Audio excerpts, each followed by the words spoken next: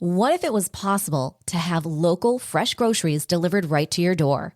Think of all the free time you'd have. Well, Instacart gives unlimited grocery delivery for one low monthly fee. Forgot that special ingredient in your favorite dish? Instacart can deliver it to your front door in as fast as 1 hour. You can shop multiple stores, see deals in your area, and save time and money.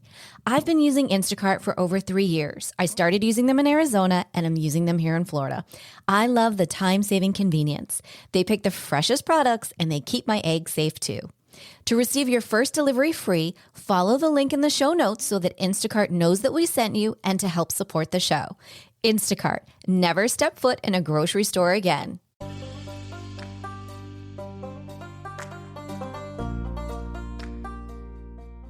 Welcome to Empowered Within, a soul-quenching, transformational podcast that will set your soul on fire through candid and inspiring conversations. Leading experts, celebrities, healers, and I share our journeys of how we've overcome challenges to living an empowered life from within.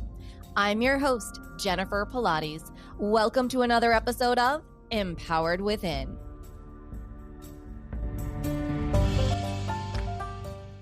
Hello, everyone, and welcome to the show. I am honored to have with us today Dr. Travis Fox, an actor, producer, director, author, and keynote speaker. He's a 5-time Emmy Award nominated and winner, over 25 Telly Awards for production, with the most recently co-producing and co-starring in Beyond the Secret, the long-awaited sequel to The Secret, as well as How Thoughts Become Things.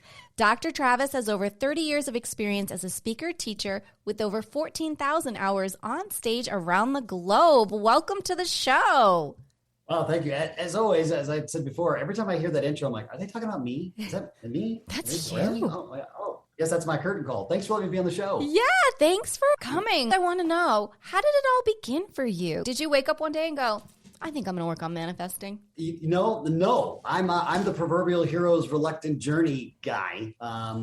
Believe it or not, my life has been fairly eclectic. I have a mother who was a model and an actress, and the father was a fighter pilot. And I always remind people, if you ever saw the original movie Top Gun way back in the day in the 80s, it wasn't like that. It was more like that. So I grew up bi-hemispheric. I have the ultra creative from my mother from the arts side, but I have the logic from my father, who was, master's in engineering, fighter pilot, et cetera, and kind of put the two together, and that becomes the whole me. However, I grew up the first part of my life in Japan and Germany because of both of their careers. And when I was 5, my father put a golf club in my hand while we were in a brief stint in Florida, and took off. And golf and I were just naturally good friends. And it was also a way for my father and I to relate. And so most of my high school career was focused on, yes, I got into modeling and acting when I was 9 years old because of my mom's influence. And I said, why not? Meanwhile, it was all to support what I thought was going to be my golf career. And this show is a perfect commentary for this. And there's that age-old thing that says, this is my plan. I've got my life planned out. This is all blueprinted. It's done. And the universe says, yeah, tell you what, we've got a different, interesting adventure over here, and it's going to be a right turn, Clyde. And I right turned. And so I became a father, first-time father at the time, when I was 17, rolling 18. And I went into first year university, and I always tell people what makes me a great head coach is I was a head case first. I had a complete emotional breakdown, really had no clue what heartbreak had really felt like. I was trained from the golf world. And one of the persons that's influenced my career, who I got to be in the film with, Beyond the Secret, which is Dr. Dennis Waitley in The Psychology of Winning, was really kind of the impetus of what my psych work was about. But it was all focused on golf. It wasn't focused on my emotional development or who I am versus who I thought I was. And then I met my mentor, and I realized I'm playing golf for my dad, playing for golf for all the wrong reasons. I like it, still good at it, had a great career with it, but didn't love it. But that's when my path changed and realized, hey, T, guess what? You're really going to be over here as a teacher, trainer, producer. That's what you do best. So let's move in this direction. And I didn't realize, Jennifer, and you'll get this, the other influence on my life besides Dr. Dennis Waitley was P.T. Barnum of Barnum and Bailey Circus. I was fascinated by how this guy didn't have the internet, heck, didn't have cell phones, didn't have anything we have nowadays, built a 110-year legacy. And it just captivated me. I thought, well, that's a really interesting way to approach it. And from there, when I realized what my real purpose and passion was in life, all of that P.T. Barnum influence has been really influenced my career for the last 31 years. And that's how I arrive on your show.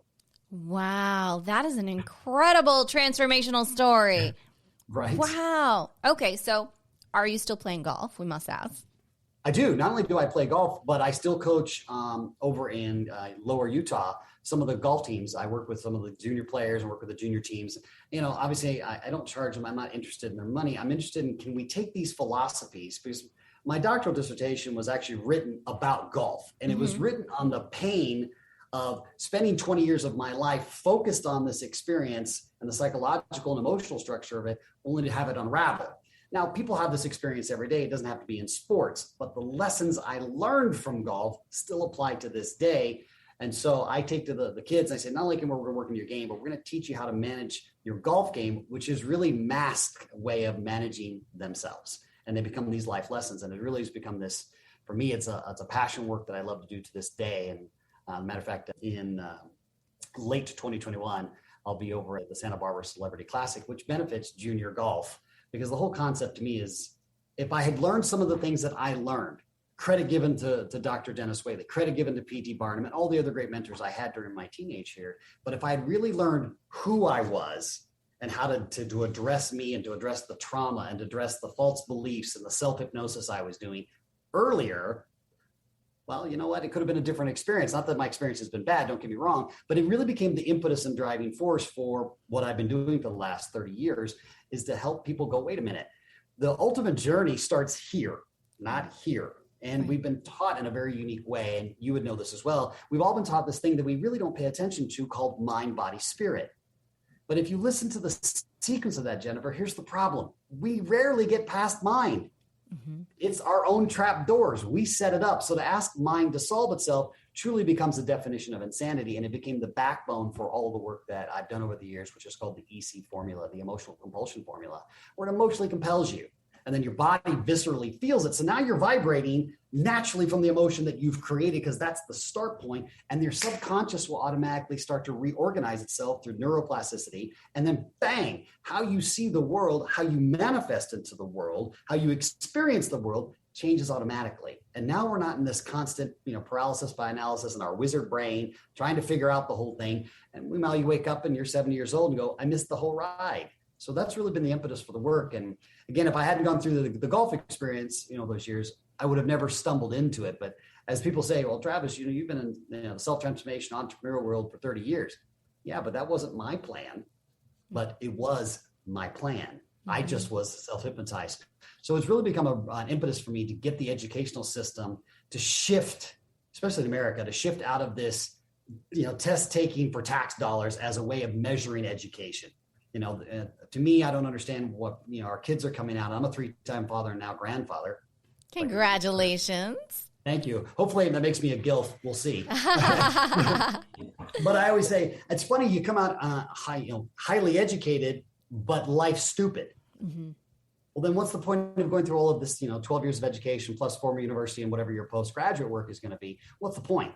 Now, there are certain careers that require that, but let's be candid. Most of it, we learn way back in elementary school, and then we spend most of our 20s and 30s in that hypnosis of those programs. And then we wake up around 40, 45 and start going, what's the meaning of my life, Jennifer? What am I really doing here?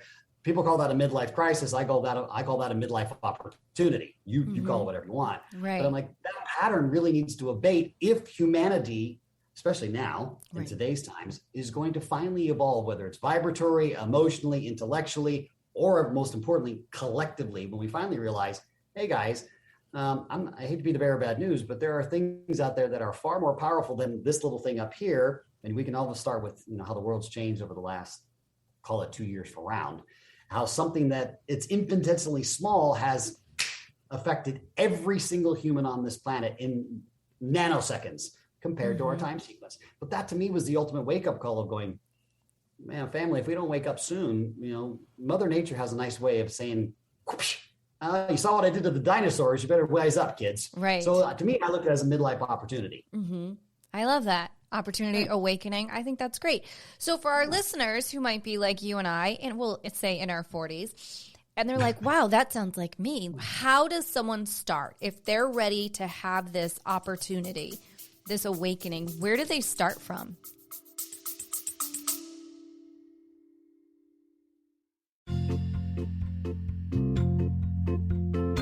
Are you ready to lose inches, increase strength, and tone your body from head to toe?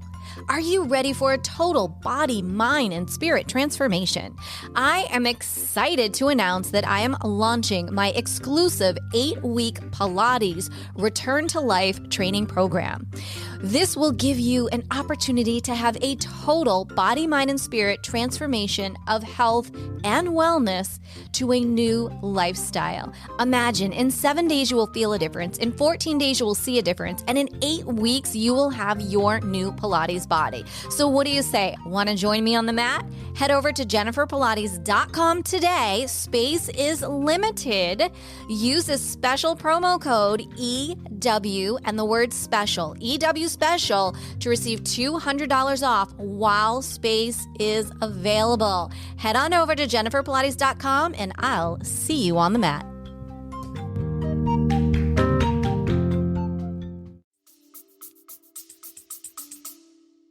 For me, what we do is we invite them to take an adventure. And when people hear that, they go, well, I don't have time for that. I'm like, but your whole life's an adventure. What do you mean you don't have time for that? That's a wizard answer. That's a mind talking to me, to which I know, okay, we get around that.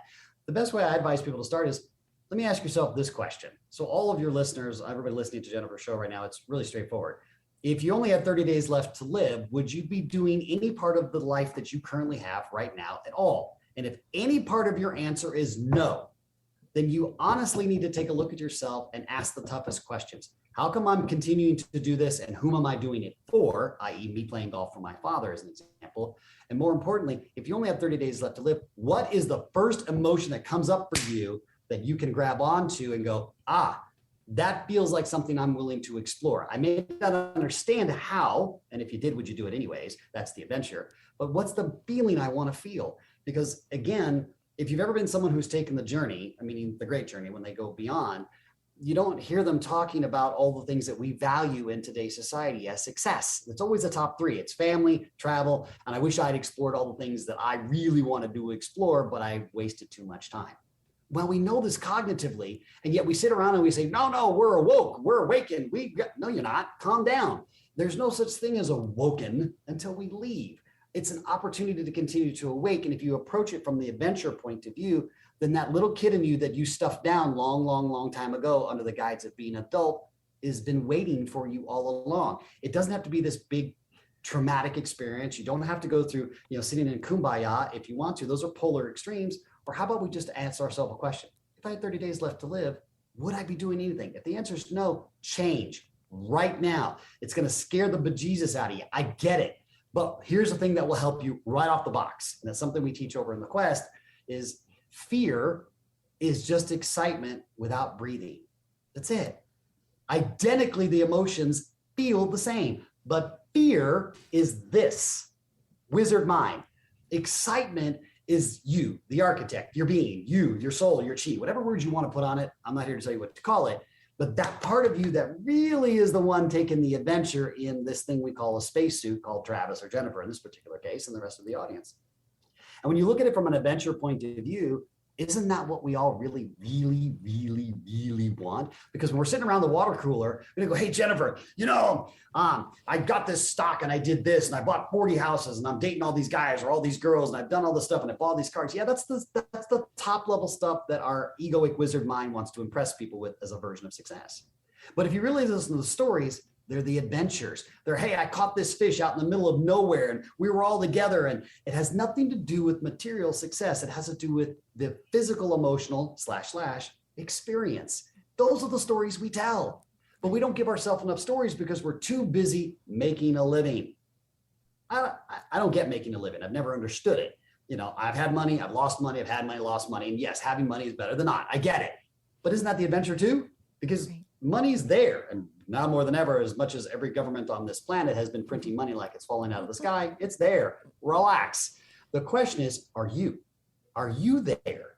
Or are you still up here? And it's okay if you are. We all do it. The question is, do you have the blueprint to unwind this and do it in a way that actually doesn't keep sticking you in the past of what you've already experienced? And that's where the trap lives right there. So the first question is, are you ready to go back to an adventure? If you had 30 days left to live, would you be doing anything you're doing in your life right now? Any part of the answer is no. Let's change it. And let's connect with the first emotion that comes up, because that's most likely where the disconnect has been, is the emotional structure within you that says, psst, hey, Jennifer, you want to go on an adventure? Let's go to Africa. Let's climb Kilimanjaro. Let's go surfing. Let's just bungee jump. Because the end result for every single one of us on this planet is the same. We broken dead. The question is, do we really live? And that quotes the great Alan Watts quote, life doesn't define death.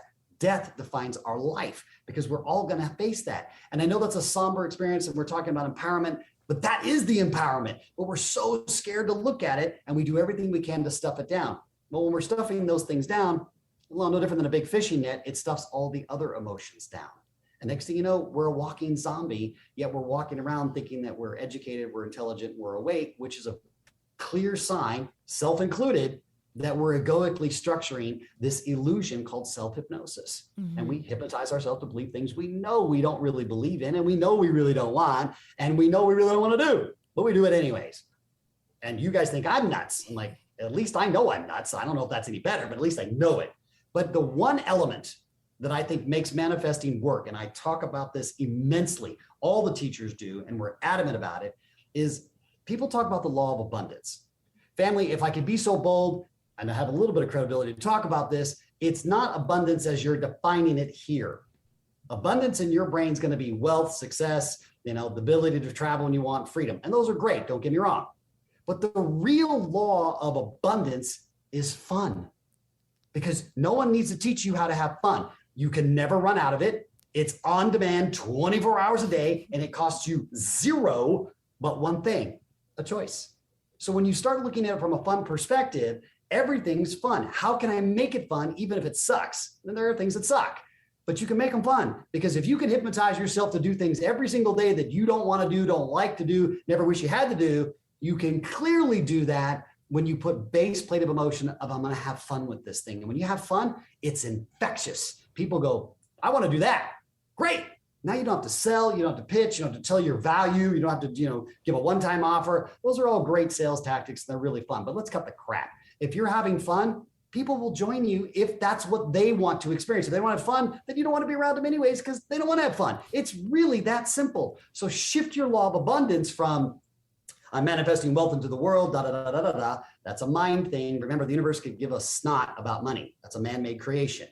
But it asks if you're vibratorily vibing with the adventure called life, which the easiest word we use in the English language is fun. And when you shift your law of abundance that I can have fun at any given moment about any given thing, about any given person I meet, you become not just empowered, you become powerful. Wow. OMG. I mean, right? Hello. Yeah, mic drop right there. Okay, well, podcast's over. Yeah. No. Yeah, it was a great show. Good talking. Great show. See you later. Oh, so that was super powerful, because I will say the first thing that came up for me was adventure. Like, I've been feeling like I want an RV. I want to get on the road and keep doing my podcast all over, it's in the works now. But when you said that, I was like, yeah, let's go to Africa. Like, let's go. I'm ready. We're going to Africa next year in 2022 again. We did it in 2019. You've heard me hear my story. I'm not a mountain climber. I don't like cold weather. I suck in cold weather. I turn into a big crybaby victim. This sucks, because I've done my time, back east, and I froze my butt up. I lived in Europe, froze my butt up. I'm up 90 degrees. I'm happy. Below zero, not a happy camper. So what we did was we said, wait a minute. What if we went to Kilimanjaro? And my buddy and I, we summited Kilimanjaro. I was 48 years old. I've never climbed a mountain in my life, bar, a couple thousand feet here and there, go to Denver, 5,000 feet, big deal. This is the seventh tallest mountain in the world, 19,341 feet above sea level, and 4 ecosystems, and 6 days of one of the best adventures of my life, and something that I still talk about to this day, of all of the experiences that happened on the mountain. And here's the irony, Jennifer. It wasn't like we were sitting there having this great dialogue like you and I are having now on the show. You're not talking. You're focused on, wait a minute, we're back to it, breathing, because you can't freaking breathe. So believe me, all of your attention brings you present, because if you don't breathe, this little thing called fight or flight kicks in. You think about you could die on the mountain, because it happens every single day. You think about, what am I doing up here? Everything that you have held on to emotionally, physically, at the cellular level, the vibratory level, comes up. And the beauty is Mount Kilimanjaro is an amazing queen of Africa. she ain't going to move. She's just going to sit there in dead silence, very much like the universe goes, are you ready? And we'll wait, because you're just another grain of sand of a grain of sand of a grain of sand of a billion others that she's endured over time. And it's this beautiful, effortless power that she represents of, you can keep beating your head against a wall if you want, Fox, but it's still going to be a freaking wall, even though you keep thinking it's going to be a door. It's not. Why don't we step back and just own it? And she allows you to drain it out in the beautiful majesty that she is. And it changed my life again. So when I say adventure, and you talk about RV, I spent the better part of my career on tour. I grew up in buses. The buses are normal to me. So I would say to you, when you say it's in the works, my first response is, Jennifer, it's only going to work when you stop waiting for it to work. Get in the RV and go. Get it. That's the adventure. And that's the part where we go, yeah, but it's scary, or I got to get all these things in order. You're always going to have something to get in order. Knock it off. Is it fun? Yes or no? Does it make you want to go, ooh, I need to check my breathing because I'm excited, but I'm masking it as fear because I'm trying to control the adventure. The word adventure in and of itself says going into the unknown.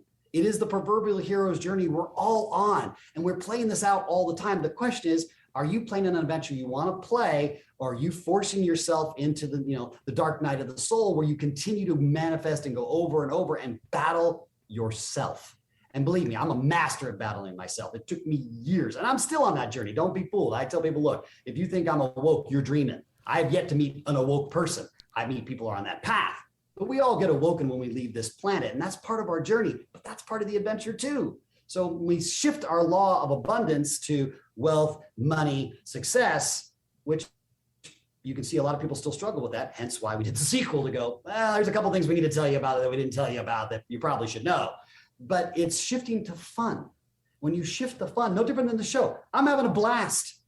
I love talking. I love your show. I love what we're talking about. I love your audience because they're willing to look at how do we empower. It's this simple, family. Shift your law of abundance to this external thing and make everything fun. And when things don't look/feel fun, ask yourself this question. If I'm a creator and I can create all of this, I can create fun out of any situation. All I have to be willing to do is tap into the emotion.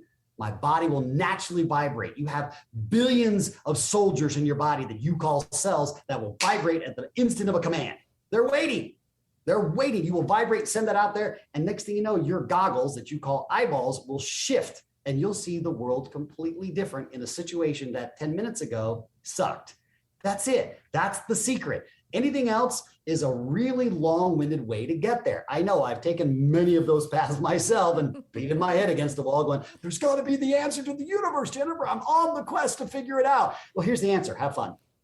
Because life goes by fast and it's an adventure. And if you have friends, family, anybody you meet as strangers and say, are you willing to go have fun?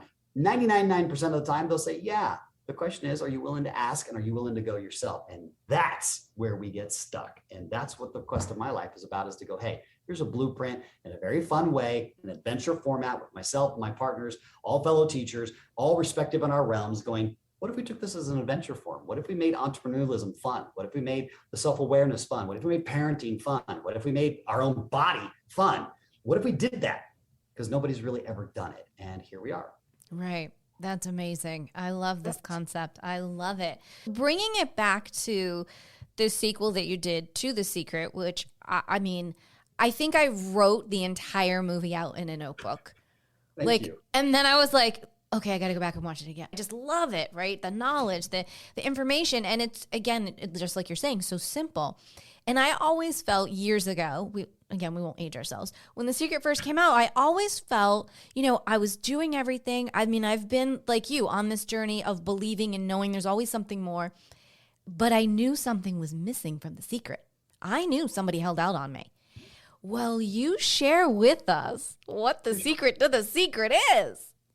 Yeah, a couple of things. For one of the things that, inside the quest that we have everybody go through is called archetypal symbology, which is a really fancy way of saying, we're going to teach you archetypes in a whole new way that's never been done before and make it fun. We start you off with the first 4 prime archetypes: the warrior, the wizard, the bard, and the jester.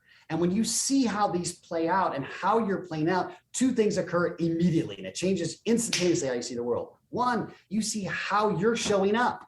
Like right now, you're a brilliant wizard. You're running the show. You're thinking about questions asked. I'm throwing all this information at you. You're mitigating the audience, editing. All these things are going through that wizard mind of yours. And the wizard is the genius part of us. It's the one that comes up with these ideas and blueprints and the genius to go to the moon and the things that we've done as a species. But with everything, there's always a balance in the universe. And the flaw of our wizard is that we analyze things to death. We literally stare at ceiling fans for hours and days and nights going, what's the answer? And we can't figure it out, which goes back to our sequencing, mind, body, spirit. Mind can't solve itself. So we have to shift out of our wizard after we've taken in the data. The problem is most of us don't. Guilty as charged. I can be a super wizard too, right? And we don't shift out. The secret to the secret is what I said in the previous one. Everyone says, hey, if I just think it, write it down, a Ferrari is going to fall out of the sky. Well, let me ask, how many Ferraris do you have? None. Okay, so that model doesn't work, but we cling on to it because what we cling on to really is hope. Here's the problem with hope, no different than the balanced universe. It has an underlying implication of doubt. I hope it works out. I hope for the best, but I plan for the worst, which lets you know that's a wizard mind concept. So when you step back and you go, when you shift to knowing, the K-N-O-W, right? When you think about knowing, and when you think about knowing, our wizard mind goes, but I don't know how to do it. I don't know how to get this RV that you're talking about. And how do I plan my trip? And what's my route? And how am I going to hook my satellite feed? Blah, blah, blah, blah, blah. Shut up. That has nothing to do with it. It has to do with, is it fun? Because no different than if you go back to one of the great books of all time that I think is probably one of the most underplayed is the Celestine Prophecy. And it told a metaphoric realm of, hey, these are these kind of laws of the universe of how do we do things going from one thing to another. And the real simple is breathing. Breathing. Fear is excitement without breathing. So when we get scared, there's two things that occur. One, we stop breathing. So for example, I get scared, you scare me, what's the first thing we do? We grab our breath, we stop. We go into instantaneous fight or flight. It's a chemical reaction. We're hardwired that way. Here's what you don't know. When you're in that moment of fear, or you're staring at the ceiling fan and you're activating the fear, what you're really doing is stopping breathing. And remember, breath is life. Not my rules, the universe's rules. So you can go have that a conversation if you want. It's a simple rule. If we stop breathing, our subconscious doesn't stop, which means the moment you stop breathing, everything that's happening in that experience or in that thought process or in that conversation, bang, goes right into your subconscious like a chalkboard and writes down all these beautiful belief structures. And then you start compounding them because you go into autopilot, because most of our life is automated from the subconscious. So we get an autopilot, yet our conscious intention, if I may quote the great, Dr. Wayne Dyer, power of intention. Well, your intention's noble, but we also have that age-old cliche, the road to hell is paved with good intentions. And that's because what's happening underneath is the truth.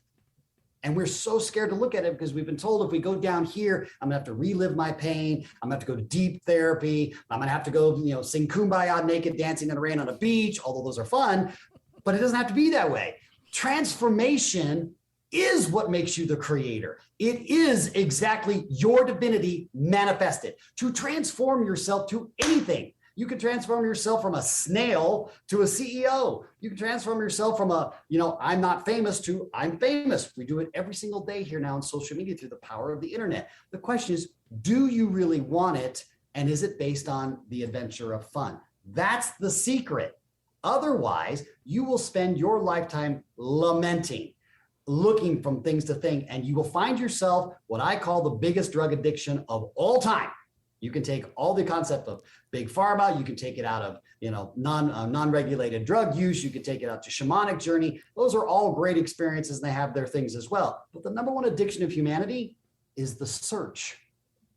We're addicted to the search because we have hope that we're gonna find our passion. We're going to find our partner. We're going to find our purpose. We're going to find our vision and our legacy. We're going to find it. All right. Is there a drugstore out there that says, oh, by the way, Travis, we've got your passion, purpose? No. Where we go out in the spine, we're constantly looking through this filter of the conscious mind. And the problem is it's based on an intention, not what's actually going on. Because the emotion down here through the EC formula is what drives you. It's compelling. You'll do things that when you're doing, you're going, what am I, nuts? What are you doing? And we do it anyways, because remember, Subconscious is an automated process. It doesn't get into right or wrong sequences. It doesn't know your intentions. It doesn't really know the difference between reality and fantasy. To it, they're one and the same. So why not be in your fantasy land and then watch your fantasy become a reality and have fun doing it? And now you go on the adventure of a lifetime. That's the secret. It's that simple. So for a listener out there, I agree. It is that simple. Who says, okay, Dr. Travis, if it's that simple, I'm about to get on a plane. I'm having a panic attack. I don't know if I can get on there. How am I going to make this fun to get on the plane and get from point A to point B, Dr. Travis? What a great question. First question to use. What is it you're so afraid to let go of control of? And what do you really control anyways? I mean, cut the crap.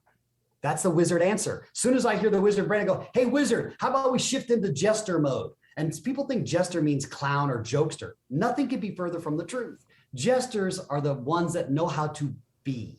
Just be and enjoy the ride, because all of your worry, all of your stress, all the alcohol you consume on the plane, all the movies you can watch, everything you can do to distract yourself will not distract you if you're stuck up here in the wizard. It won't. So you get to ask yourself this question. If I'm panicking, there's a high degree of probability you're not breathing. You're not. You're hyperventilating, you're gasping, you're panicking. All puns intended, hence the term panic attack. So when you start about breathing, you go, if I'm so focused on my breathing, which you can consciously intend and control, don't you satisfy the need that you're seeking to satisfy, which is control. I can control my breathing. I can control it. But our wizard says, well, that's not enough. Because Jennifer, you need to be able to control the plane. You need to be able to control the turbulence. You need to be able to control the person next to you who's, doing whatever or not doing whatever. You need to control okay, great. My response to you is, when you land on the plane, what's the first thing that you do? Personally, I'm playing Reiki music in my ears and breathing. I rest my case, counsel. The first thing that everybody does, and remember the great Pope John Paul used to get out of the plane and he would kiss the ground. You take that, well, I'm glad that's over. And then the next thing that people do, not always, but as a generality, they anesthetize. I need a drink. I need a cigarette. I need to go relax. I need to unwind. Well, if you can do it after the plane, what's the difference between on the plane? A choice. It's a choice to really go in. And people go, come on, Travis, it can't be that simple. And I'm like, okay, you can make it complicated. I know, I'm the master of complicating crap. I'm a super wizard by training, by birth. Even though I was nurtured as a warrior bard, my natural is a wizard. Okay, I'm an architect. That's what I do. I'm a human architect. So the question becomes, if I can do it, and I'm no better than anybody, I'm just as messed up as everybody else, I just know I am. That's the difference. And I at least have a blueprint to go, oh, okay, I see where I'm tripping myself out. Would you be willing to experience it? What if you stayed focused for a 4-hour flight, let's say from Atlanta to LAX, a flight I do often myself. Okay, and during certain times of the year, going through the middle part of the country, it's turbulent. Right? I can't control Texas and Oklahoma, although you have to go fly over them if you want to get across there. What if you stayed so focused and so intended? Now we're back to your intention again, family. So intended that during those 4 hours, you were focused on maybe square breathing. You were focused on fire breathing. You were focused on alchemy breathing. You were so focused for those 4 hours, you won't even have time to be aware of what's going on. Because the more you're breathing in that experience, and anybody who's done, like, say, somatropic or holotropic breathing, which we do in the Quest as well through Sifu John Goff, you go, what am I really worried about? Well, I'm creating drama, and that's okay. The bard in us likes to be drama kings and queens. We're all drama kings and queens, and that's fun too. But if it's not fun, then ask yourself, what is it you're seeking to evoke? Meaning my control, my need to feel this way because I feel comfortable in panic, or I feel comfortable in worry. I feel comfortable in that control. Because again, at the end of the day, you're choosing to get on the plane. Nobody's twisting your arm to get on that plane. You could drive if you wanted to. You could take a train. You could walk. There's 100 other options. So you're choosing it. So why not embrace it and make it fun? I love it. Thanks. We're all going to embrace our next flights. I'll have you on speed dial, doctor. Please. We have a problem. Yeah, Houston, we have a problem. Yeah, exactly. And it happens often, my private clients call and say, oh, I'm having a panic attack. I'm like, cool. What's fun about that? Oh my God. And there's dead silence, just like there was a moment ago. What do you mean? Panic attacks aren't fun? Says who, creator? I mean, look, you don't get the opportunity to be a hypocrite, and we all are. So let's just own this crap and have some fun with it. We're all hypocritical BSers. We BS ourselves every single day. I'm guilty as charged too. The question is, are you having fun when you catch yourself, or do you condemn yourself through the wizard brain? Most of us condemn ourselves and go, well, Jennifer, you need to be better at this. You need to stay more centered, and you need to be more manifesting. You got to be positive all the time. Yeah, but that's a conscious intention. Are you feeling it here? Because if you're not, well, you're just really doing some good hypnosis. And the way that you know that, this little thing called your voice box, which is trapped between your wizard mind and your warrior heart. And when the voice comes out, all you have to do is look at what's vibrating back at you. Be present, and you go, I just realized I'm creating more panic. Why? Because it feels safe. Why? Because I feel like I can control something. My response to you is, where's the adventure in that? Right, there isn't any.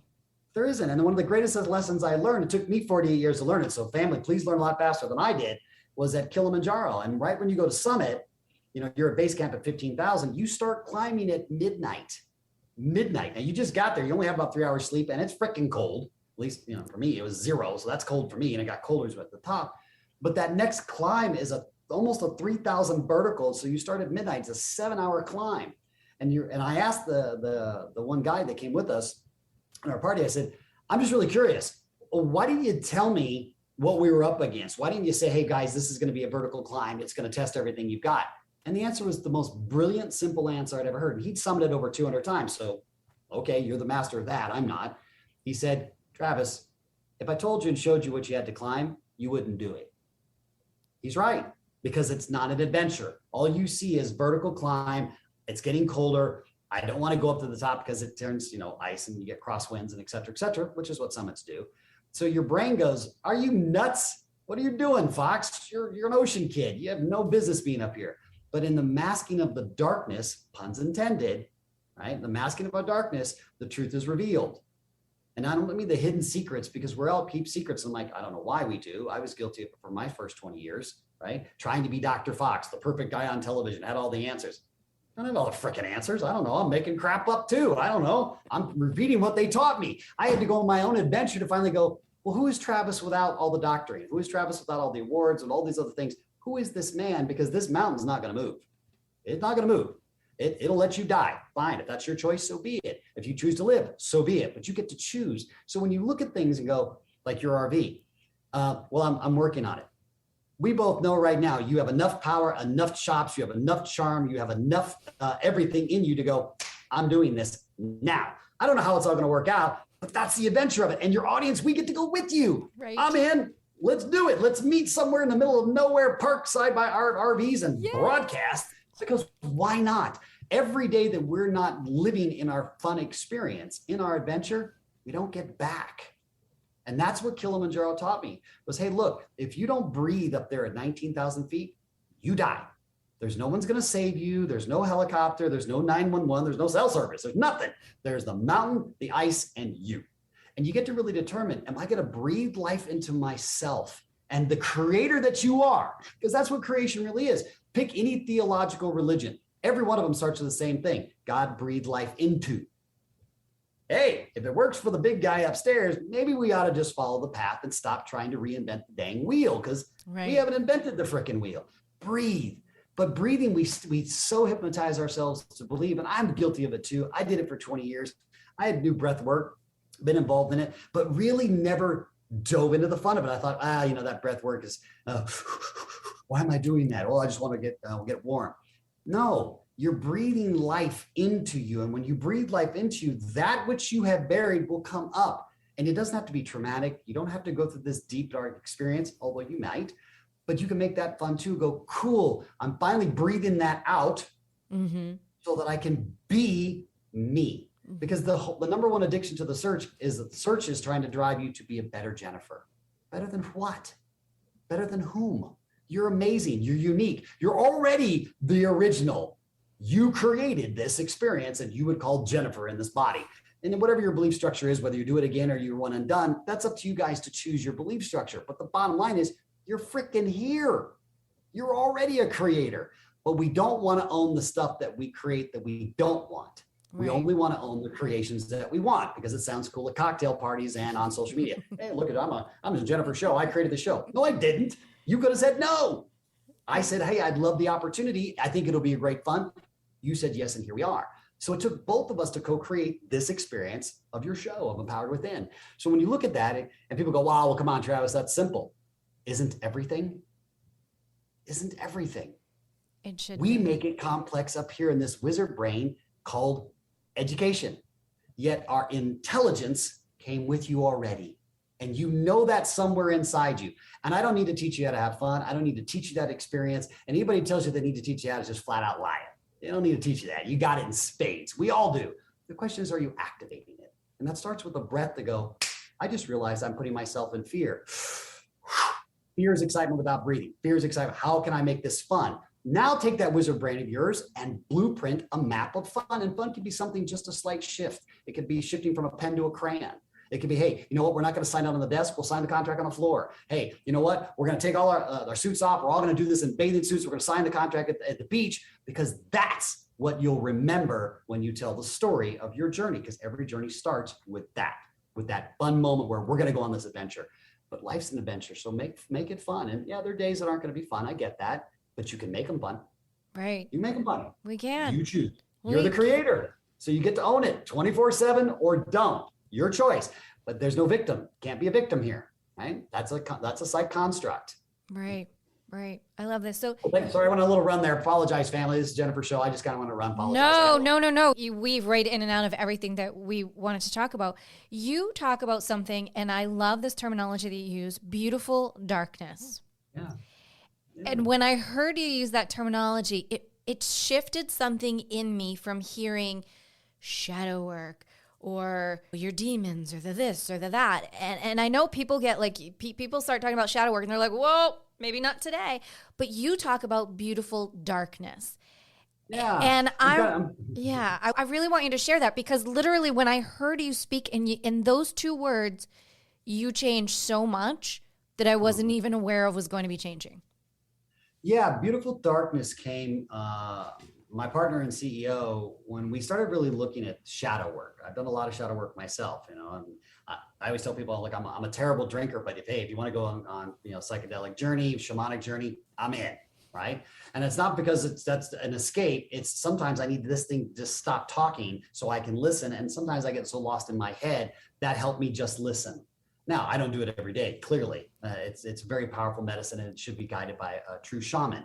However, when you look at the beautiful darkness, let's be candid. Every hero's journey, whether you follow Carl Jung, whether you follow the archetypals, whether you follow the concept of the power of intention, whether you follow the secret, beyond the secret, it doesn't matter. You must go through the darkness of your own illusion. But what we've been told is, Jennifer, you need to go back and remember how mommy didn't hug you and daddy didn't approve of your first boyfriend or girlfriend. You need to do this or that. Why?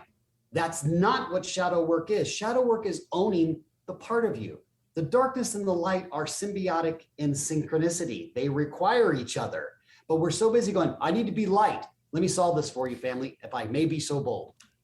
You don't need to be more enlightened. You already are freaking enlightened. What you get to look at is, how come you keep putting layers of sunglasses and dulling your light under the guise of, I'm controlling myself, or I'm doing the work up here. Like, the work's here. Take off the layers of the beautiful darkness. And then you start to appreciate that in the dark. Now think about this. A lot of our romanticism starts in the dark. A lot of our truth is hidden in the dark. Our secrets are hidden in the dark. They're hidden in the dungeon of our castle. They're hidden. Why? That's where the truth lives. If you want to know anything about anybody, ask them what their shadows are. What is their guilt, their anger, their resentment, their shame, their hidden secrets, their non-acceptance of self, their unfulfilled potential. The list goes on and on and on. But when you start looking at the beautiful darkness, you go, you know what occurs to me? If I just look at it and I own it, it literally goes like that. It will dissipate. And I'm not talking magic here. I'm talking, it dissipates because you as the creator are acknowledging it. You're not fighting it. That takes a ton of energy, a lot of it. But two, the moment you acknowledge it, it integrates into you, and the light that you are, that you always have been, you always shall be, right there, shining all the time. And you start to appreciate it. And again, stop fearing it and get excited about taking off that layer, taking off that lens, and stop talking at the water cooler on social media about how enlightened you think you are or need to be. Knock it off. You're all enlightened. Every one of us is enlightened. We're here. Calm down. We're the only neighbors on the block. The solar system is empty at the current moment to our best awareness. So we're the only ones, we got this part covered, right? There's other things out there. We're not there yet. But when you look at it from a fun perspective, it demystifies it. It makes it more exciting to go, I'm kind of tired of carrying around this guilt or this shame or this resentment or this anger or whatever, right? And you're going to do this often, but know that the fun is when you do that, two things occur. You'll naturally feel lighter all by yourself because you already are light. And that stops the addiction of, I need to go wake myself up. No, you need to stop hypnotizing yourself that you need to wake up. That's the process. And when you look at that, you get to laugh at yourself and go, that's funny. I've mind-foxed myself, if I might use the pun of my last name. I love it.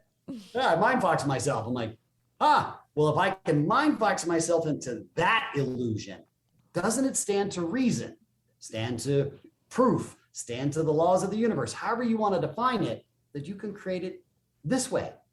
The question is, are you willing? And that, my friends, is where it becomes beautiful, because you start to recognize there is beauty in both light and dark. We love the moon. Why? It's romantic. We have big full moons. You go, wow, that's amazing. But it's a false light. It's a false light, and that's the lesson in it. Light is still broadcasting from the only illuminated thing in our solar system called the sun. Just like you, just like me, just like all of us listening to the show, you're already enlightened. Now, for some of you, your wizard brain right now is going, you know what, Jennifer Travis, I really like this. I'm excited. I can feel it. It's infectious. It's great. But, and you're going to give me all these logical reasons of why. And my response is, cool. Are you done? Because it's still going to boil down to a choice. If you can create that much neurosis, that much self-inflicted insanity, which we all do, me included, or we can go, what if I just created fun? Because who wants to hang out with someone who is completely messed up and locked into this thing? I know, I don't even like to hang out with Travis when I'm in that space because blah, but I have to deal with me. So if I shift it to fun by breathing and going, I'm putting myself in a fear state. I'm creating that state. My body's responding to it. I feel it everywhere. And then vibratorily, I'm pushing the world, whether I like it or not, regardless of my conscious intention. But if I breathe in and I shift and go, okay, I'm going to breathe until I recognize this, my body is generating a different feeling, regardless of my thought. This will capitulate. It will conform. It is neuroplastic. It will malleably adapt itself when it comes from inside, because that's the journey we're all really on. And that's the real creation. And when you come from that point of view, man, it demystifies it. And guess what? You're going to have a whole lot of friends at the summit of Kilimanjaro because you're all going together and you're all going to tell great stories of the adventures and the quests you went on in your lifetime. And that makes it fun. It does make it fun. So when you do talk a lot about breath and a lot about breath work, and that's a big thing. That's like the new big thing. Like, again, something new this last year and a half, breathing. Right. Do you have a technique? I've worked with different breathing techniques. What's your theory on all of these new breathing techniques? Well, I don't claim to be the master of breath work. My mastership is in, I'm a showman, I'm a producer, I'm a director, but I'm a teacher at heart, right? I'm still master architect of what we do here, and that's really my bailiwick. My good friend Sifu John Goff, who is a master breath work, who's been in that space for 22 years, I learned it from him. In fact, so much we brought him into the quest for that specific reason, to teach the entrepreneurs breathing, because people never thought about breathing in entrepreneurially. They think only in spiritualism and self-development. I'm like, show me anybody who's in business, whether they're an entrepreneur, an employee, an employer, teacher, coach, trainer, facilitator, who isn't personally tied to their business nowadays. There's no such thing as 5 o'clock and the clock stops. We don't do that anymore. That part of our society is gone, at least for now. So breathwork became an interesting process. And in that process, we do teach 4 different breathing techniques in the first quest. Now there's multiples after that, but it's a simple breathing technique to get you present. I talk about it a lot because it's a simple thing you can control. And our wizard brains always want control. They all do. We want to control everything. Why? Because we're egomaniacs, because our brain has a survival mechanism, because we think, therefore we are. And I'm like, no, you are, and you can change your thinking. We got to get our sequencing on a different aspect. And so breathwork became the simplest of things. It's free, it's a choice, you can create it, and it's abundant. Last I checked, that's a law of abundance. Done. So when we look at it, it takes away all the logical excuses, the pit of BS that we throw ourselves in of all the reasons why. It just takes them away. And then you're faced, we're back to this again, with the beautiful darkness of I am self-inflicting this on myself. Yes, I know people are going to, I've had thousands of people go, come on, Trav, you don't know my situation. You're right, I don't. What does that have to do with the price of tea in China? Nothing. You can breathe right now. I've been through hell and back too. I continue to do it because that's a part of the journey. You're going to dive in the pit. But if you dive in the pit with, I'm aware that I'm going there, I'm going to look, experience, and feel things, but I don't have to hold on to them. I can breathe my way through it. I don't have to figure it all out. I don't have to control it. If you breathe through it, it will dissipate all on its own. Because if you subscribe to the energy of creation, law of manifestation, the law of attraction, if you subscribe to it, you are equally bound to subscribe that you can create that over here in your breathing. Otherwise, you don't really believe in it and you are back to hope. And then you wonder why the Ferrari's not in your driveway. It's that simple, right? But it doesn't feel good to hear that because it unwinds this big labyrinth and maze and all this drama. But Jennifer, you don't know what I've been through. It's unbelievable. I'm like, okay, that's beautiful, Bard. I love the Bards because I'm a Bard too. We're big feelers and we understand how the audience feels. But let's be candid. It's an illusion. Everything about the Bard, as Shakespeare said, all the world is a stage. So if you're going to play that victim role for a moment, know that you're playing it. Laugh at it for a second, not laugh at yourself in a putting down, laugh at going, that was a cool creation. And now I'm going to breathe into this. I'm going to create fun and I'm going to look for fun. And if it's not fun, I'm not going to participate. It's just a choice. And some of those things are going to scare you a little bit. But again, that's fear, his excitement without breathing. So you keep pulling these sunglasses off and guess what? All of a sudden your life changes and you go, man, I was making this really hard. I was really just, toeing the line. I'm like, for what? For what? Right. So when you're working with your breath, when you're having a moment, excuse me, when you're maybe finding a moment of fear, how are you breathing? It depends on what fear I'm facing. Okay. So sometimes, for example, when I get scared, I get cold because I don't like cold. I happen to be 6 foot, just shy of 6'2". So, that's a long way for my blood to move down to my feet and my hands. So my extremities get cold. So I may shift to fire breathing. Fire breathing is where I'm increasing the heat in my body. I'm forcing the oxygen in my body to wake up because it'll naturally, be its own thermometer. There are times when I'm breathing through some heavy, intense work, or I'm going to work with other clients or around the quest, because on the quest it happens. People go through, oh my God, I've got to raise money, or I'm getting ready to sell my company or whatever, right? Sometimes it's just good old fashioned square breathing, just to be conscious of to take a deep breath in and hold it, because we have this illusion that we have to constantly breathing. No, that's gasping. That's not breathing. And when you look at the concept of square breathing, whether it's a 5 count, a 10 count, a 30 count, doesn't matter, work your way up, you'll discover that your body can hold a ton more oxygen when you breathe into it. And then as you're breathing out, you can then move into the emotion if you want to, or you could just stay on the breath. I tend to stay on the breath. Sometimes I go to alchemy breathing, where it's, into the nose, out to the mouth, into the nose, out to the mouth, into the nose, out the mouth. And then I'll expel everything, hard, cold retention, and hold it.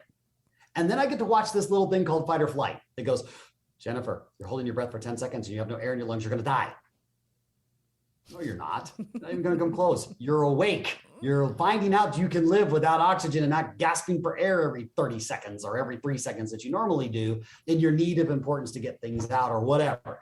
It really trains you and starts to identify where we inject so much fear into everything we do. And fear is this, and we all know it cognitively, but do we really own it? Fear is this deadly silent killer. And it doesn't kill like that. It kills slowly, And you can go back to some of those old sayings that says, the death through 1,000 cuts or one chop, you choose. I prefer one chop, probably from my Japanese, influence, but going, wait a minute, if I'm going to create this, I can create it over here. But we avoid this because we were told it's scary. We're going to be out of control. You might find out I'm a mess. What if Jennifer finds out that Travis, the great Dr. Fox, with all this stuff that sounds really cool on my EPK and my PR sheet? Yeah, I get scared too. Do I get vulnerable? Do I get weak? Do I have doubts? Yep. I do every single day. And cool. Now that's another opportunity, choice. Now we're back to creation again, manifestation, to breathe into it and go, cool. Fear is excitement without breathing. Quest on. How can I make this fun? Now, does it mean every moment's going to be a 10 on your meter? I don't know. Could be if you wanted to be. You're a creator. But in nothing else, just the practice of shifting to fun. And I double dog dare you, if I can go back to our youth family. Right. I double dog all of you, Jennifer's audience. Take a day. You've wasted a couple of years being in fear. So one day is not going to, really make a whole map difference, except for one thing, no different than the beautiful darkness awareness. Thank you for the compliment, by the way, is to go, what if I just took one whole day? Just one. And we actually do this in the quest. It's called the Day of Days. We show you how to do it in detail, but the simple way is, hey, what if I took one whole day and every person I meet, every task I do, every bill I pay, everything I do, I breathe and I say fun. And I'm not talking about cognitive fun, like, oh, this is fun, and a positive affirmation. The reason they're called positive affirmations, family, because deep down underneath, they ain't positive. That's why they're called. And Norman Vincent Peale's famous book out of the 50s, Learned Optimism. You have to learn to be optimistic. That's not how this thing's built. It's built the other way. So we have to learn it. But if we learn it mind through mind, it's going to take a long time. We're going to beat our head against that wall again, expect it to come a door. But if we breathe, it's intuitive. It's the magic of the universe. It's the adventure. It is the great mystery that we can define as the universe, the theory of one, God, Chi, Allah, Krishna. I don't care. Put whatever label you want to put on it to define it for yourself. It's still going to come back to the same thing, the breath of life. And if you've ever been around someone who's taken their last breath, and I've had the great honor of doing that with many, many people, it is crystal clear when that breath expels the body. Then the light leaves. And you can see it in their eyes. And it is a clear reminder, you've always been enlightened. You've always been light, but we have stuffed down through our upbringing, through our cultures, through what we think we're supposed to be successful. I felt guilty to it too, family. I did all that stuff too, thinking I was successful. And I got there and went, this sucks. I'm by myself. That's not what I wanted, but that's what I thought I wanted. But what I really wanted was to have adventures. Just like when we do our trips and we take people on the trips, these trips are experiences. They're not going, hey, Jennifer, you and I are going to go hang out in a Prevost bus and we're going to drive to the five-star Amman Hotel and we're going to have a week of spa. Hey, that's great. But does that really, really put you on the adventure you want? Or how about this? Why don't you come with Africa with us? We're going to go out and we're going to stay with the Maasai tribe. We're going to stay with the great Maasais and we're going to live like them for 3 days. Drop all your BS. You're going to do what they do. And then we're going to go out and we're going to hang out with the Hadzabe. And the Hadzabe are the largest known and oldest nomadic tribe in Africa. And I've stayed with them for 4 days. They're nomadic. They don't have houses and cars. And they are telling you straight, they are some of the happiest people I have met on this planet. I have circled this world 3 times. And I sat with them for 4 days and said, I have never broken out to dance for no reason without music, club, et cetera, et cetera. I have never known that kind of bliss. And I have never, ever in all of my gratitude journal and all of my stuff that I write down and think I'm really gracious for, when I had to get up at 4 a.m, there ain't no coffee place around, and there's a fire and you make it with a flint and you make your bow and arrow and you have to walk and you're out in the bush of Africa for 4 hours, 6 miles before you get your first look at an opportunity to hunt. Then you become crystal clear, your grocery store and the road to get to your grocery store and all the systems that we put in place, which are amazing, are really awesome and they're fun. And then you start to understand down here what gratitude really is. Because when you get this little morsel of this little baby bush that has to feed 6 grown men, 4 hunters, and the 2 of us, and you look at that, I've never been so grateful and so gracious for something and even tried to deny it in some sense of nobility. No, take it back to they're like, whoosh, do this. It's a rite of passage that you're not aware of, Travis. And when I took that small piece of monkey, I cried. I cried like a freaking baby. I have it on video. I was like, I bawled because I really understood what the circle of life meant. I understood that did become a part of my being. Thank you for that experience. And then I had to hike the 6 miles back, but that's breakfast. So when you go on these experiences and you go out to see the great Serengeti and you realize man hasn't screwed it up with its need to control, and you see nature in its finest, you weep. You will never know that kind of bliss. I implore everyone listening to Jennifer's show, go to the Serengeti, go to see it. I got the great opportunity to see one of the last 5 black rhinos on the planet. Live, got to see one, not in a zoo, just the last. It's a living dinosaur. And people go, well, why did you get so excited about that? I'm sorry, if T-Rex was chasing you, I bet you'd be excited. You'd call that fear. What if we went the other way? I got to see it and I got to appreciate it and go, wow, look at what we've done. How can I make this fun? How can we be a part of this? So when we take our trips are quests too. So you experience all of the things, 5 stars, of course, as well, but you experience things you've never experienced before, because isn't that a reason you go on a trip? I mean, yes, I understand you want to go to your all-inclusive resort and you can drink and eat as much as you want. You can do that at home. Go on an adventure because it will change you. You'll bring it home and it will change the people around you just by you being you. And 3, you'll want to do it again. And now you're inviting yourself to become the true creator you've always been and experience what we call the theme park of transformation. You would know that as planet Earth. It's the theme park. Go ride the rides and transform yourself to anything you want to be, because you know the same thing. The end result is the same, broken dead. But did you really live? That's it. That is incredible advice that I hope all our listeners heed. I know I'm ready. Sign me up for Africa. Like, I haven't felt this excited about something in so long, especially after this last year and a half. I'm like, living outside and nothing. Yes, please. Yes, I want that. Yeah. It's amazing. And it's 2 weeks. And this trip, which we didn't get to do in 2019 when we took the last group to Africa, we're also going to take a chartered plane. We're flying over to Uganda. We're going to go to the impenetrable forest, and we are going to go up and we're going to sit with the great, majestic silverback gorillas. And that experience, you want to talk about being humbled. I don't give a crap if you're the Rock. Damon, I love you. You're an amazing dude. But next to a silverback gorilla, you ain't squat. You get to realize what power is. And they're herbivores and they're the most gentle, socialistic creatures. But you also recognize you ain't as big and bad as you thought you are. And it's the most humbling experience to sit with them. This time we're actually going to get to do it. We're taking that as well. But those experiences, those are the ones, Jennifer, that we go, Jennifer, remember we went to Africa in 2022 and we saw this and we did that. And then my friends, when we're all manifesting fun, that is when the magic occurs. That's when every single trip we've ever done, things show up that we would have never have scripted. We would have never have thought of. We meet people, things open up, opportunities present itself. Last time I was there, I got to sit with the Maasai shaman. That wasn't on the itinerary, but I got to sit with a true shaman. I mean, I'm talking, he's got the cataract over his eye. He's got the gourd with the rocks, and he's doing his shamanic magic, however he does it. And to sit with him, you could just feel his energy. And it wasn't a show. He lives in a mud hut, very innocuous. Old sage, wise, but could see you. And don't we all really just want to be seen? Mm-hmm. It was one of the most magical experiences. And guess what it cost? Wow. 0. You just had to show up. You just had to be willing to go hang out with the shaman and suspend everything you think you know for 10 minutes and just be. And if nothing else, you have a great story and experience to tell because you sat with the Maasai shaman, the one. Wow. When does that happen? Right? You don't see him have an expensive land or an algorithm and a one-time offer and a wait, but there's more off. He just goes, hey, do you want to sit in the hut or not? Wow, great experience. So those are the things that happen. And that's when we're truly creating because we're not controlling. And man, I know, I was addicted to control too, and sometimes still can be, because this little super wizard likes to get in the way.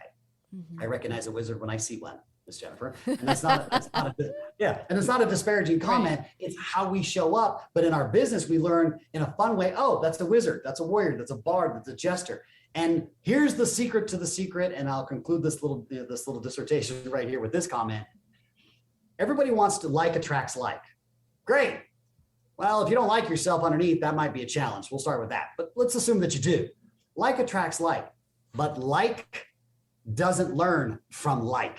Like learns from unlike. So if you're a warrior, you believe that you're a warrior, attract a wizard as your business partner or your relationship so that you have the balance between the heart and the mind, or vice versa, heart and mind. Or if you're a bard, hang out with the jester because the jester is going to keep you out of the illusion world of feeling everything and constantly be on the emotional roller coaster. The jester is going to teach you how to just be and breathe and enjoy the experience. You start to see people in a non-threatening, most importantly, fun way.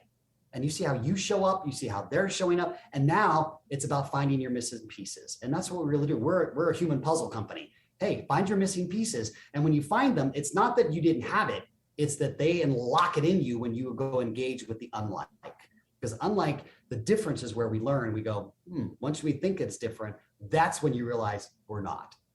Does that make sense? It makes complete sense. So I have a question for you. In all this amazing world and amazing experiences that you have had, what is one moment in your life that you are most proud of? Being a father. I'm a father. I'm a 3-time father. My 2 oldest ones are amazing souls, but they're neurotypical. My youngest, my 19-year-old, is autistic, and he's been my greatest teacher. He is what unraveled, because I couldn't do it. I was too wrapped up in my own illusion of who Dr. Fox is, the film and television guy, and I'm TV and I'm radio, and I've got my stuff all put together. Total lie, but it sounded good on television, right? When he comes along, I have no frame of reference, Jennifer. I don't know how to parent an autistic child. I'm clueless. I thought I got it down with the first boy and girl. I got this to a science, man. I'm going to play with the third one because, this is going to be the last one we're going to produce. Whoop, again, what you think and what's going on, 2 different universes. He's not only become my greatest teacher, but also something I talk about often, because one of the beautiful things about autistics and, being a part of Autism Speaks and the Autism Front, it's not an epidemic. It's an evolution, family. They are present. They feel what they feel, and they are unabashedly, unashamedly honest. We are so busy being socially and politically correct that we never really speak the truth. And we wonder why we have miscommunication and arguments and divorces at 70%. Duh, that's not rocket science, just step back. But the moment he was born, and I give him a nickname, which I'll keep quiet, but you'll get the point of it. I knew in the womb, and it came to me from my own divinity came through, that his nickname was actually going to be My Undoing. And I knew it coming. And at first I embraced it. And then my wizard brain tried to fight it, control it. And I knew that he was going to melt my heart, that there was no way that this kid was not going to see me. There was no way that all my accolades, all the letters before and after my name, and all the statues and all the awards and all these other things that are supposed to make Travis Fox great, he could care less. The question was, he's like, hey, Dad, are you willing to be in the room with me? Are you willing to just be present? And all your communication tactics and all your skills as a master communicator, master architect, all these things that you have, right, aren't going to work, because autistics are present. They're feelers. Not from a bard perspective, but from a fully balanced archetypal perspective. Their warrior, their wizard, their bard, and their jester are all balanced. They're just present. They are the proverbial king and queen of their own legacy, of their own castle that all of us are striving to be. They are it. And they're such a beautiful example. So my most proud moment of all the things that I've experienced and accomplished is being his father, because he chose me. And I have no idea why. All I know is, still get emotional. He changed me, because I couldn't do it. Such a blessing. Thank you for sharing. That is such a blessing. And I have so many friends that have autistic children that I can't wait for them to hear this and to hear your story, because I'm open anytime. I really feel that that's going to shed new light and a new perspective on their day-to-day life too. Thank you for sharing that. You're welcome. Yeah. I mean, isn't that the heart of the warrior, right? Mm-hmm. That's the castle. That's what we're all really fighting for. Right? We're fighting for the legacy, but it requires, sometimes we have to unlock our castle door, and mine was locked tighter than, Fort Knox. And in a most brilliant of way, in a masterful way, he taught me just by sitting there and staring at me and saying, Dad, are you going to be present? And, I tried to fake it. Yeah, I'm present. Let's do this. And Dad, just going to teach you flashcards. We're going to do these typical things. None of that impressed him. He wanted to know, hey, Dad, how do we go get on the Sesame Street set? How do we go hang out? Because I want to sit there and hang out with Telly, and I want to hang out with Murray, because that's his thing. And I got him. We haven't fulfilled that dream, but come close to Kaufman Studios. Kaufman, if you're out there, still waiting, right? But I got to interview him, and he doesn't do a lot of work on camera, but what he does do is and he's a puppeteer now himself. That's what he loves to do. He makes his own shows on YouTube for other autistic kids, because he wants the kids to see the world the way he sees it. He sees it in beauty. He sees it in fun.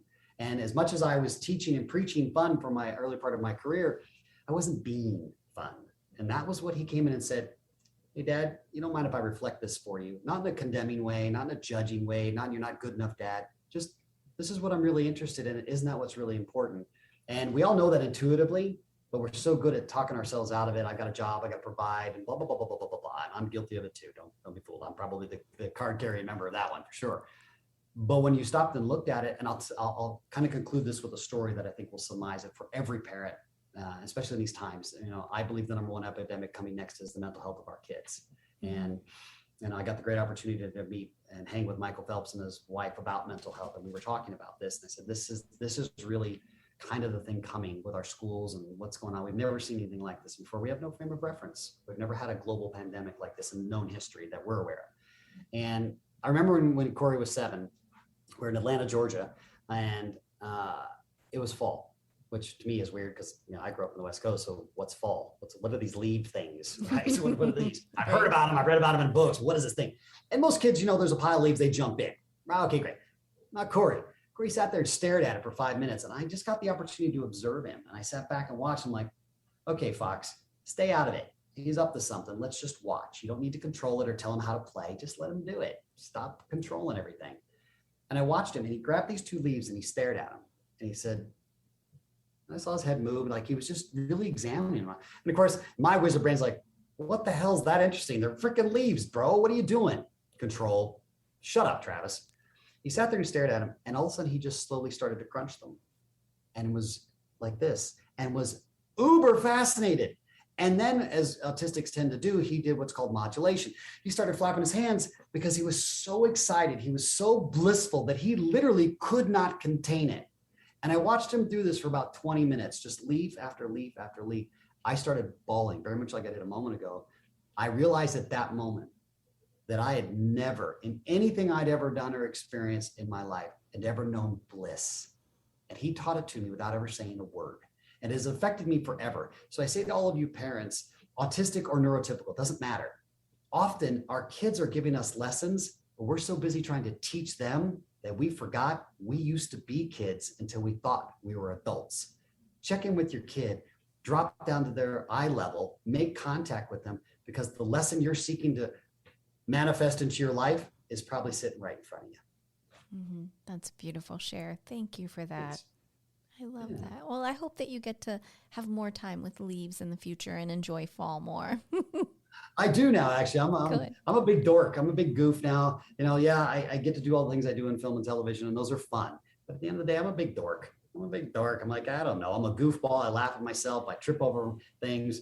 Sometimes I'm smooth, sometimes I'm not. But what I do that is really based on what Corey taught me every day. And even now, as we're doing this interview, I'm practicing it as we speak, can prove it. I take my shoes off and I go stand on the grass.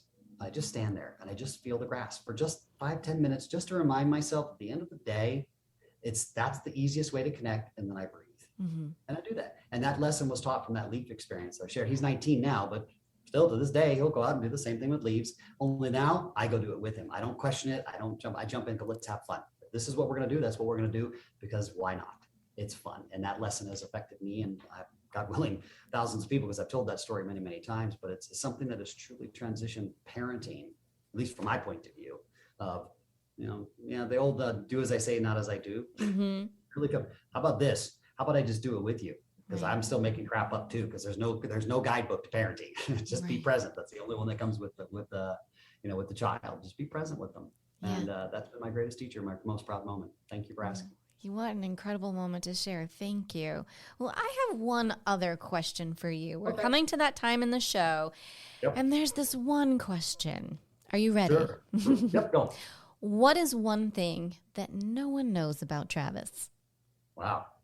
That's a really good question. Let's see. What is the one thing that knows about and don't know about Travis? The one thing that people don't know about me is I actually look like I'm a big old, I've got it together, and I'm a softie. I'm a big old marshmallow. And the older I've gotten, quote unquote, I'm kind of like Benjamin Button. I'm actually reversing. The older I get, the younger I'm becoming emotionally, which is fun for me, because I'm like, being an adult sucks. I'm like, I don't want to be an adult. I want to be a kid. The one thing knows about is I'm a big softie. I cry a lot. I'm very emotional from the feeling perspective, which when I was younger, I didn't feel as much. I acted like I was feeling, but I wasn't really feeling. But I'm a lot more sensitive than I look, and I'm a big softie. I cry at, commercials. I cry at movies now. I cry when I see beautiful sunsets or moons, because I think I've finally arrived at the stage in my life of starting to understand what gratitude and appreciation mean by feeling, not by definition. Mm-hmm. And two, let's see what else you like about me. My life's been pretty out there for a long time, so it's a really good question. I'll tell you what they don't know. That's a great question. I'm going on the adventure. I invite all of you to come with me if you would be willing, because it affects us all. Our goal here at the Quest is to win a Nobel Peace Prize, not because we won another award, but it is the moniker or standard by which we define global change. To win a Nobel Peace Prize from changing the educational system back into a learning system. And that's the quest I'm on right now. It's one where, we go in every single day into the quest and the adventures that go with it, but is to do that, because if we're truly going to leave a legacy, and Corey I speak about specifically, and my two other children, of course, that's really the legacy. Did we really pass on the learning, or are we inviting our children to go learn it on their own and wash, rinse, and repeat? The challenge is, because our population is getting bigger, we try to compress it in the school system, and then we don't learn. We actually get, quote unquote, unwiser as the generations are getting older. That's not how we used to live. That's not how the Mayans did it. That's not how the Egyptians did it. That's not how any great society has done it. And yet we're skipping over that valuable moment of learning who you are, how to identify how you show up, how to transform yourself, how to get out of your head, how to take advantage of this entire beautiful thing we call life. Because if we can date ourselves again, it goes by fast. It does. Goes, more distractions we have, the quicker time goes. When you're being present, it tends not to. Even though you're having fun, they say when you're having, time flies when you're having fun. No, it doesn't. Time flies, period. Time flies when you're having fun because you're aware that you're having fun. That's what makes it really cool. So what people don't know is our back end mission is to win the Nobel Peace Prize, to change the system back. And again, it's not about the award. It's just the moniker of standard that we have, that we can say we did it. Myself, my partners, my fellow teachers that are all part of the Quest and the daily company here, and every great teacher out there, whether you're a parent, whether you don't think you're a teacher or not, you are. There's someone who needs to hear your story, your message, your invitation, not from a look at me or woe is me, because they need to identify, they need to connect with you. Open that up. That's how we pass learning on. And we've done that for generations as a species. And now we're relying too much on our technology to do that, as opposed to just a good old fashioned connection. Right. Great. Well said. Let's tell our audience, you have a major announcement that you would like to make, and then you can also share how they can connect with you outside of the podcast. Yeah, sure. The easiest way is you can go download our app, which is UBQ, which stands for the Ultimate Business Quest. And it is the adventure for people who are in the startup or their growth phase, their entrepreneur, coach, trainer, employee, employer. It's truly a great adventure between the four of us who put this together. We've gamified entrepreneurialism, transformation, and the adventure of going from founder to funding to fortune, and make it fun, because that's really the quest. That's the first place. You can go download the app UBQ or go to myquestapp.com. As far as the announcement is concerned, thanks for the opportunity. As of last week, at the time of taping of the show, I just signed on to a brand new show called America's Real Deal. Why am I so happy about this show? Because it is exactly what built this country and many countries around the world. So we're all familiar with the other show out there that's on television, where you see companies come up and they're trying to get funding from certain individuals. That's great. But in the essence of it, in and of itself, that's still the 1% talking to the 1%. Okay, cool. God bless them. They've done a great job. They have every right to do that, and good for you. But what about the rest of us? What about the people who never get an opportunity to invest in a startup company, who never see a private placement memorandum? They never get involved, or they don't think they could ever invest because they don't think they're smart enough or whatever. This show is mentored by a series of celebrity mentors. David Meltzer is one of our anchors. If you don't know David Meltzer, go please look up David Meltzer, longtime friend of mine, also Beyond the Secret with me.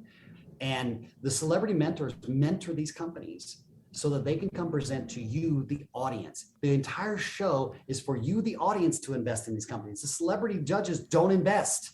The show is about showing you, all vetted, SEC documented, all that is there. So everything's up front to take the I don't know out of it. You get to meet the CEO and the group that is presenting, and you in real time through their app, you can invest in the company. You can buy their product in real time and experience it, or you can just vote. So everybody participates, because that's how we built this country. Good old fashioned barn raising, if I can quote Adam Brandley, who's the CEO of the company. And here's the best part. From there, you get crowdfunding, and now you can grow together. Because now you're going to talk about it. Hey, Jennifer, I just put $1,000 in this company that takes all the trash from the ocean and makes this beautiful wood composite that doesn't decompose and doesn't kill our trees, which, by the way, is an actual company. I just saw it a couple of weeks ago and went, that's amazing. But we never get to hear about these companies.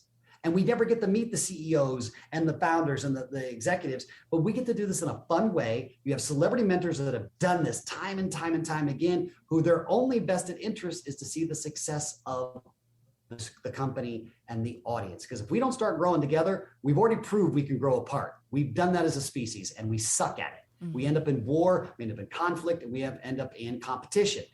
Healthy competition is when we're all growing together and we're going back to what made us amazing as a species.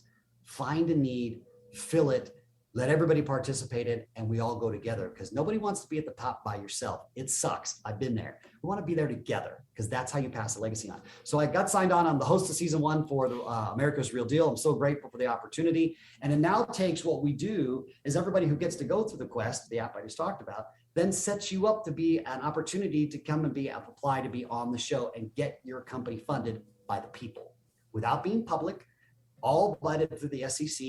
Everything's above board and transparent. And God knows, however you define God, man, we need transparency now more than ever in everything that we're doing, because things are just kind of out there in a weird space. So I completed the contract as of last week. I'm grateful. David Meltzer is going to be part of the show. Several of the celebrities are coming on board.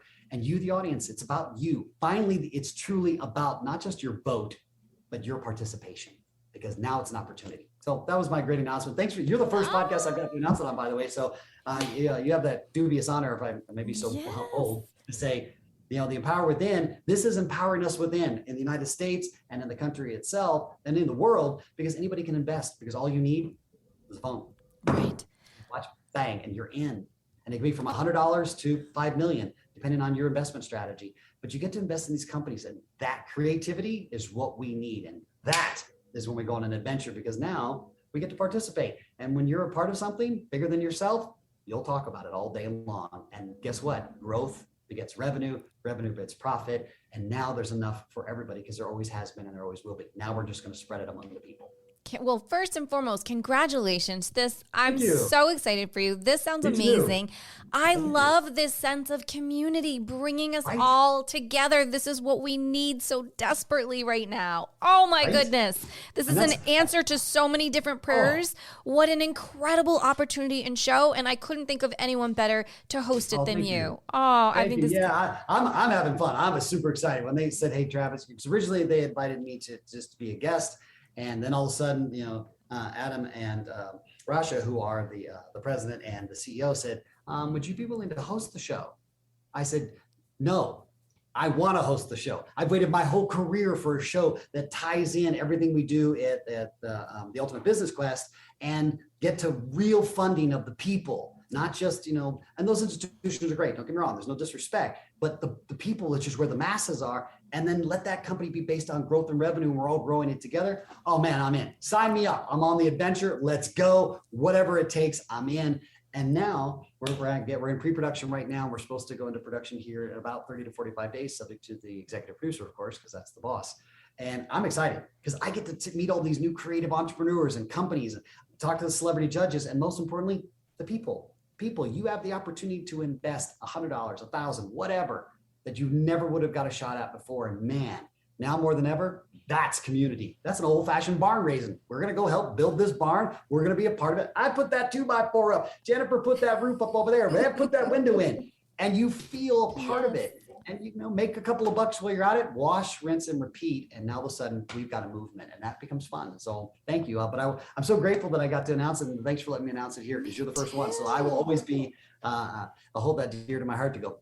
Jennifer Empower Within was the one that we got the first announcement on. So thank you. I'm so excited. No, thank you. Thank you for wanting to share it with us. And it just warms my heart this show is going to be one of the next best things for us, because this is what we need. We're moving in that direction, and we need a catapult in that direction of bringing us all together. And this sounds like it definitely can do that. There's nothing like supporting thy neighbor and thy neighbor down the street and in the next state over, and knowing that your money is helping your own backyard, so to speak. Which is great. Start with the Quest. Download the app. You've got 25 hours of adventure in there. We're going to teach you archetypal symbology, how to re-architect your life, your top 7 fears. You get your business plan. Everything's in there for you to grow your business. Fun is the law of the land. So when you go into the quest with us, you'll have a great time. It's priced for everybody, whether you have $100 or $100 million. This app is for anybody who's in business because it has to be fun. So let's make business fun again. That's what it's all about. Let's make life fun again. This has been fun. This has been really fun. Yeah. Last name's Fox. I'm all out fun. Let's go. Yeah. They have 3 letters in each, and they both start with an F. I love it. Oh my gosh. Travis, thank you so much for being a part of the show today, sharing your incredible knowledge, your insights, your energies, and most of all, your fun. Thank you. This has been really great, and I know that our listeners are so happy to have you with us and part of our family now. And you're welcome to come back anytime. We can help and support your next venture and your next show and hear about your next adventure. Deal. I'll take you up on it. Thank you. Awesome. Well, as we say, until next time.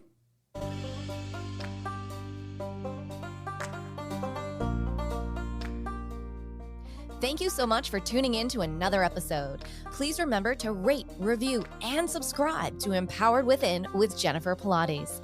Your feedback is important. It helps me to connect with you and gives me insight into who you are and what you're enjoying about the show. For today's show notes and discount codes from today's sponsors, head over to jenniferpilates.com. Until next time, may you live an empowered life from within.